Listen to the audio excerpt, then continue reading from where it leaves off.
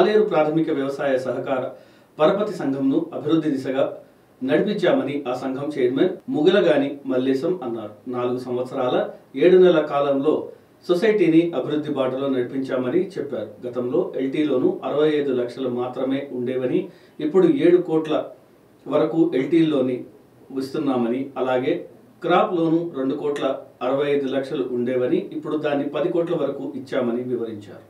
మనకు వచ్చిన రైతులకు ఇంకా సేవ చేయాలనే ఉద్దేశం మీద పక్కన ఖాళీ రూపాయలు వసూలు చేయడం జరిగింది.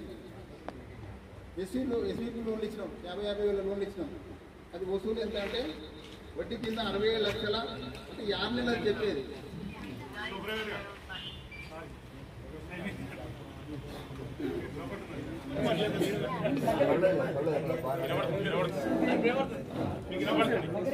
సభాధ్యక్షులు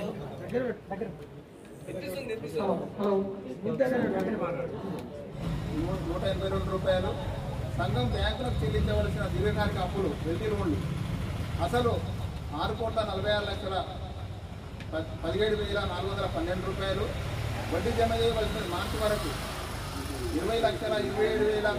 4 సంవత్సరాల 7 నెలలు అవుతున్నది. ఇప్పటికీ ఈ 4 సంవత్సరాల 7 నెలల కాలంలో మరి గత సొసైటీ ఏ విధంగా ఉండేది, ఇప్పుడు ఈ 4.5 సంవత్సరాల్లో మనము ఏ విధంగా అభివృద్ధిలో ఉందనేది ఒక నిమిషంలో మీకు చెప్పడానికి ప్రయత్నిస్తున్నాను.